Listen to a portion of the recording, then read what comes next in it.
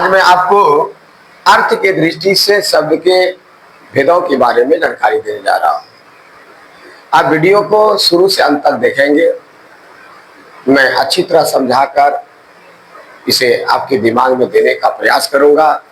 मुझे आशा है कि यदि आप इसको अच्छी तरह से सुनेंगे, समझेंगे, तो हर जगह ये आपके काम में आ सकता है। तो आइए हम आपको ले चलते हैं। अर्थ के शब्द के दो भेद होते हैं। सबसे पहला होता है सार्थक और दूसरा होता है निरर्थक।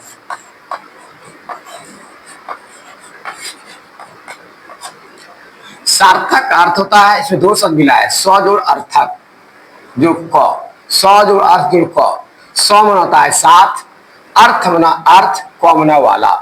ठीक है, अर्थ के साथ रहने वाला, यानी वैसा शब्द जो अपने अर्थ के साथ मौजूद है। ये अर्थ भी दे रहा है।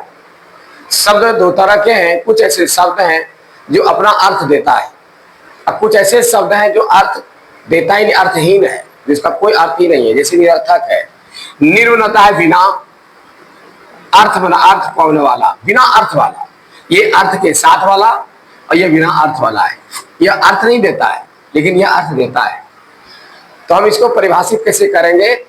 जिस शब्द का कोई अर्थ हो उसको सार्थक शब्द कहते हैं, और जिस शब्द का कोई अर्थ नहीं हो वो क्या कहलाता है? निरर्थक शब्द कहलाता है।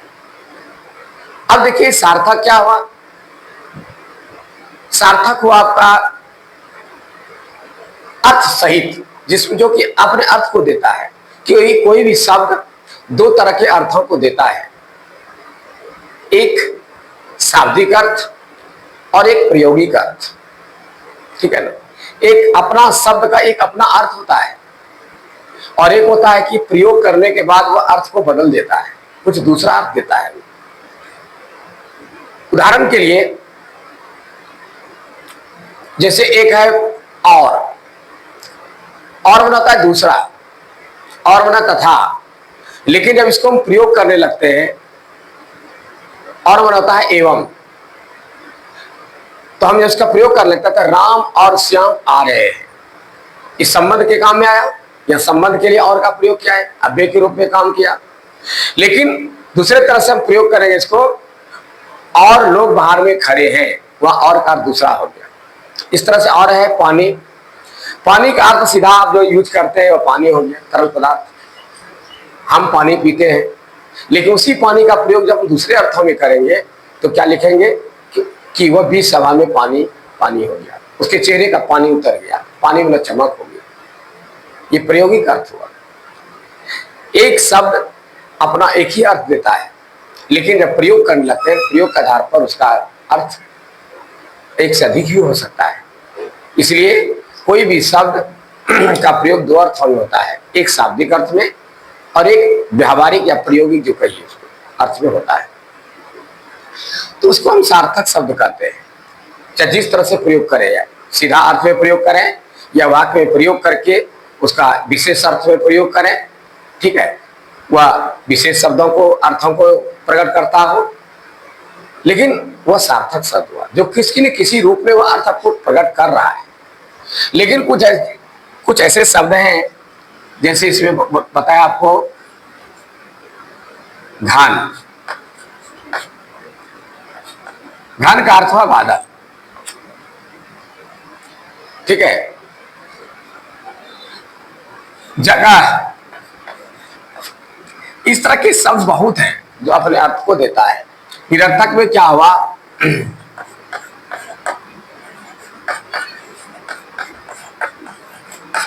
काऊ, म्यू म्यू। ये जो जानवर की बोली है, जितने भी जानवर बोलते हैं, उसका कोई अर्थ नहीं है, वह निरर्थक शब्द है। सिर्फ वह आवाज निकाल देता है, हम उसके आवाज को सुनते हैं, लेकिन वह कोई अर्थ वाला शब्द का कोई प्रयोग नहीं करते। उदाहरण के लिए अब जैसे हम क ख ग, ये एक शब्द लिख दिया, क्या ये कोई अर्थ देता है? ये कोई अर्थ नहीं देता है, इसलिए कोई शब्द नहीं हुआ। इसको हम सार्थक शब्द नहीं कर सकते। सार्थक शब्द वही हुआ जो शब्द अपने अर्थ को छोड़ता है, अपने अर्थ को प्रकट करता है। इस तरह से ये निरर्थक शब्द हो गया। अब है सार्थक शब्द के अंतर्गत कौन कौन आते हैं?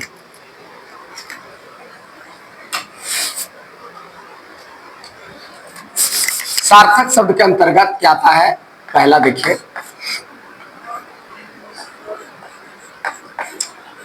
पर्यायवाची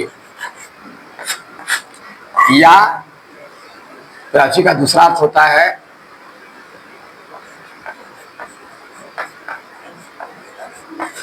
समानार्थक। पर्यायवाची या समानार्थक। समानार्थक मतलब समान अर्थ देने वाला। जैसे कि हम लिखते हैं बादल, बादल को हम घन भी लिख सकते हैं, जलधर जलधर भी लिख सकते हैं।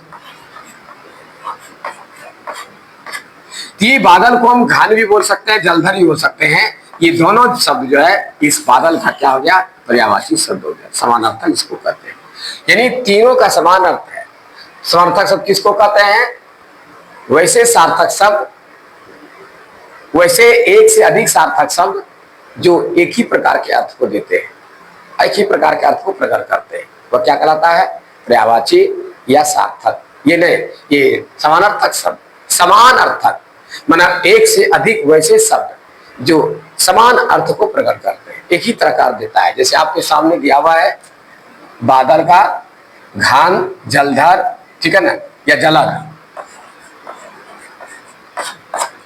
ठीक है। ये सबका एक ही अर्थ है। जलद होना जल देने वाला बादल है, जलधर जल को धारण करने वाला बादल है, घन ये भी बादल है। ये एक बादल का कई शब्द है, लेकिन शब्द का अर्थ तीनों का एक ही है। तो इसको हम क्या कहेंगे? एक से अधिक वैसा शब्द जिसका अर्थ समान, एक ही प्रकार के अर्थ देने वाले एक से अधिक शब्दों को क्या कहेंगे हम? एक दूसरे का पर्यायवाची शब्द। बादल का घन, जलधर जलद, ये पर्यायवाची हुआ। जलद का कहेंगे ये सब पर्यायवाची हुआ। जलधर का कहेंगे तो ये सब पर्यायवाची हुआ। इसका कहेंगे तो ये सब पर्यायवाची हुआ। एक दूसरे का पर्यायवाची शब्द कहलाता है। तीसरी का नाम है पर्यायवाची या समानार्थक शब्द। ये सार्थक शब्द के अंतर्गत आता है।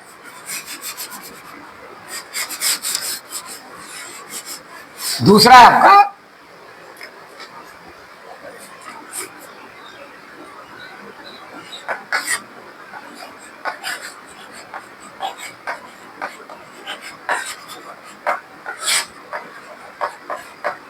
विपरीतार्थक शब्द। विपरीत बनाता है उल्टा, जिस शब्द का उल्टा अर्थ देने वाला, जिस शब्द का के बदले में दूसरा कोई शब्द ऐसा है जो कि इसका उल्टा अर्थ दे रहा है। जैसे दिन, इसका उल्टा रात होगा, ठीक है। आकाश, पाताल, ये इसका उल्टा अर्थ दे रहा है, इसलिए इसको हम क्या कहेंगे? वैसे शब्द जो एक दूसरे का उल्टा अर्थ देता हो वह क्या कहलाता है? विपरीतार्थक शब्द कहलाता है। तीसरा है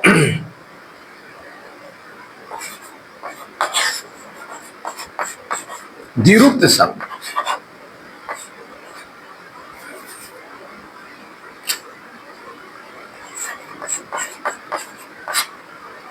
द्विरूप किसको कहते हैं?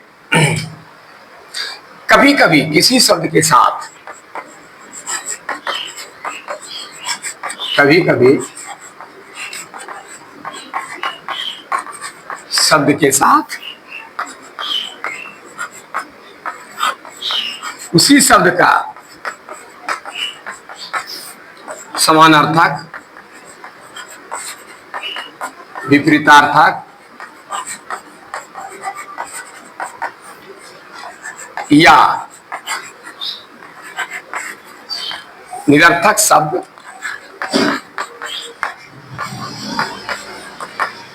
जोड़ दिया जाता है।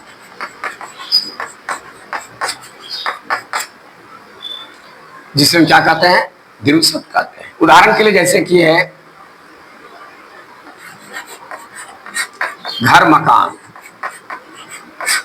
एक साथ चलता है, इसका दूसरा नाम है सहचर शब्द भी कहते हैं इसको। इसका दूसरा नाम सहचर, द्विरूप या सहचर दोनों एक ही चीज है। घर मकान दोनों का एक ही अर्थ है, लेकिन एक साथ चलता है। ठीक है, एक होता है दिन रात, एक साथ चलता है। आप सुने होंगे कि मैंने दिन रात कठिन परिश्रम किया, रात में तो वो सोया था, दिन में ही परिश्रम किया, लेकिन वो बोला दिन रात। रात मैंने लिखा लेकिन रात को परिश्रम नहीं किया। ये उसके साथ चलने वाला शब्द है, ये द्विरूप शब्द या सहचर शब्द के अंतर्गत आता है।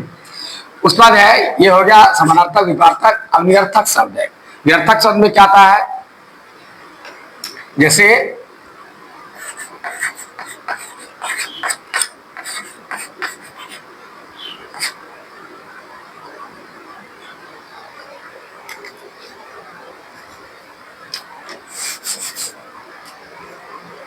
ये विपरीतक है, दवाई दारू विपरीतक शब्द है, ये एक साथ चलने वाला है। उसके बाद है आपका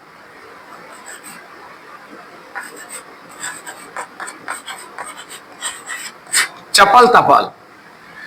हम किसी को साथ ले चलते हैं, वो चलने लगता है तो हम बोलते हैं अरे चपल तपल पहन लो, कमीज तमीज पहन लो, बाल ताल संभाल लो, मुंह कान धो लो, तो हम उसके साथ एक शब्द को जोड़ करके बोला करते हैं। ठीक है ना, कमीज तमीज पहन लो, तो कमीज के साथ तमीज बोलते हैं, तो कमीज तो पहनेगा, तमीज क्या पहनेगा वो। ये हम एक बोलने का एक लफ्ज है, ये इसके साथ हम बोला करते हैं। इस तरह का क्या होता है, ये शब्द आपका द्विरूप शब्द कहलाता है।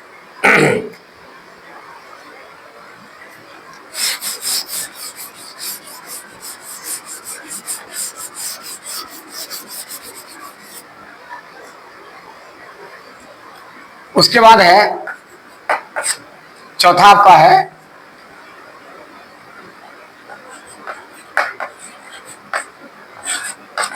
संधि शब्द। इसके बारे में आप पढ़े हैं, दो या दो से अधिक वर्णों के मेल से जो विकार पैदा होता है सब संधि कहते हैं। तो दो शब्दों को जोड़ करके जो बनाया जाता है, जैसे विद्यालय है, विद्या जोड़ आलय, ये दो शब्दों से मिलकर बना है। यह भी क्या है, संधि शब्द, एक सार्थक शब्द है। ठीक है, दो शब्दों से मिलकर बना है। उसके बाद आपका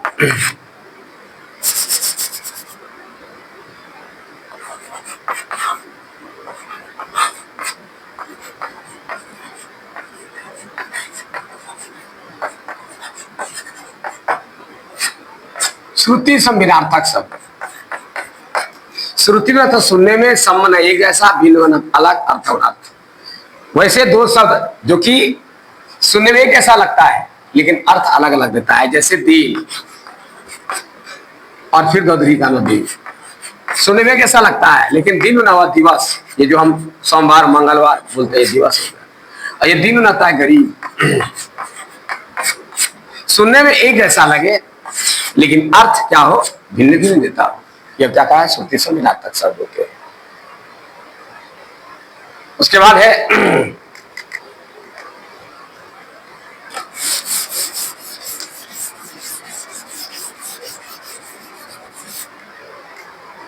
समासिक शब्द है।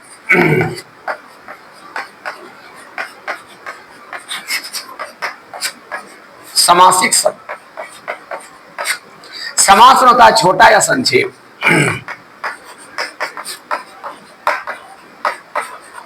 ठीक है, जिसके शिखर पर चंद्रमा हो।